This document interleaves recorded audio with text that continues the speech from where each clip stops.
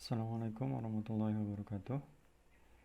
Pada video kali ini saya akan membahas terkait topik nilai dasar pegawai negeri sipil yang berkaitan dengan akuntabilitas. Ya, sebelumnya apa yang dimaksud dengan akuntabilitas? Akuntabilitas didefinisikan sebagai kewajiban mempertanggungjawabkan apa yang menjadi amanahnya. Yang membedakan dengan responsibilitas adalah kewajiban untuk bertanggung jawab. Nah, kemudian aspek-aspek akuntabilitas itu apa saja? Yang pertama ada namanya aspek hubungan, yaitu yang dimaksud adalah sebuah kontrak biasanya atau komunikasi antara dua belah pihak. Kemudian aspek yang kedua, aspek hasil, di mana berorientasikan hasil ya, yaitu menjalankan tugas dan kewajiban sebagai aparat pemerintah. Kemudian aspek akuntabilitas yang ketiga berupa laporan. Tentunya maksud dari aspek laporan ini adalah kita memerlukan laporan, yaitu membuat laporan dan bukti setiap kegiatan dari apa yang kita lakukan atau yang kita kerjakan. Kemudian aspek yang keempat berupa konsekuensi. Maksudnya adalah kita memerlukan konsekuensi. Konsekuensinya itu nanti bisa berupa penghargaan yang kita dapatkan atas hasil kerja keras kita, atau bisa saja berupa sanksi. Kemudian aspek yang terakhir yaitu berupa kinerja. Maksudnya adalah ini bisa dijadikan sebagai evaluasi ya, yaitu untuk memperbaiki kinerja selanjutnya. Nah, mengapa akuntabilitas menjadi hal yang penting? Yaitu demi terwujudnya nilai-nilai dari akuntabilitas itu sendiri gitu.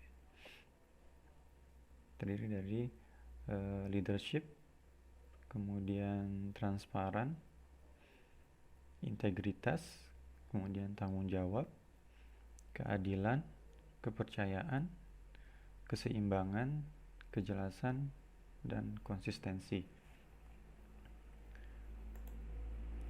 Nah, refleksi dari materi akuntabilitas ini bahwa sebelum dapat dikatakan bahwa awal untuk meraih suatu tujuan itu terlebih dahulu kita harus memiliki sifat responsibilitas. Responsibilitas tadi adalah kewajiban untuk bertanggung jawab. Kemudian setelah itu lalu kita diharapkan untuk bersifat akuntabilitas. Jadi kewajiban kita untuk mempertanggungjawabkan setiap apa yang menjadi amanah yang diembankan kepada kita tadi gitu. Atau sederhananya kewajiban mempertanggungjawabkan setiap amanah yang diembankan kepada kita. Nah, lalu kemudian tercapailah satu tujuan, yang tujuan itu nanti berupa evaluasi terhadap hasil kinerja.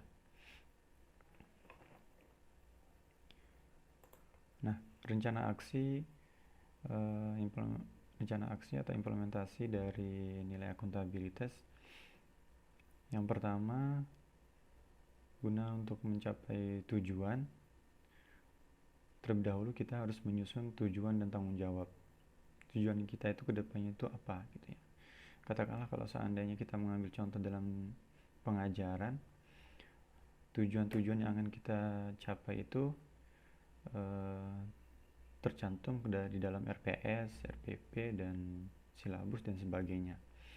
Nah, kemudian setelah menyusun tujuan, lalu tahapan selanjutnya menyusun rencana untuk mencapai tujuan tersebut. Jadi rencana-rencana apa atau langkah-langkah apa yang akan kita tempuh untuk mencapai tujuan itu. Kemudian selanjutnya melakukan implementasi, monitoring kemajuan.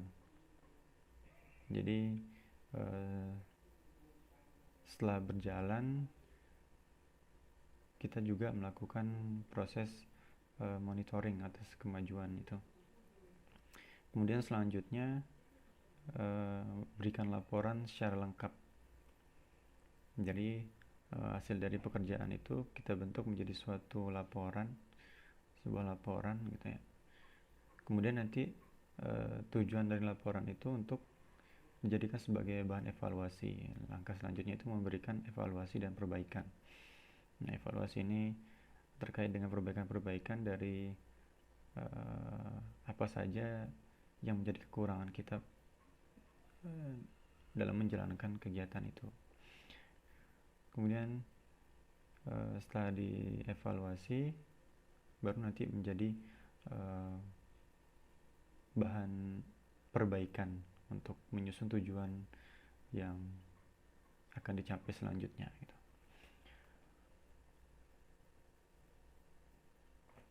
Ya, mungkin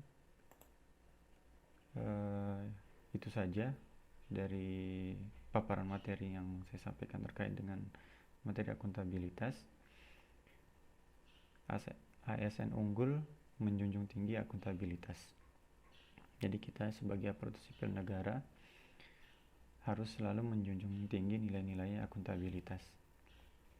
Terima kasih. Assalamualaikum warahmatullahi wabarakatuh.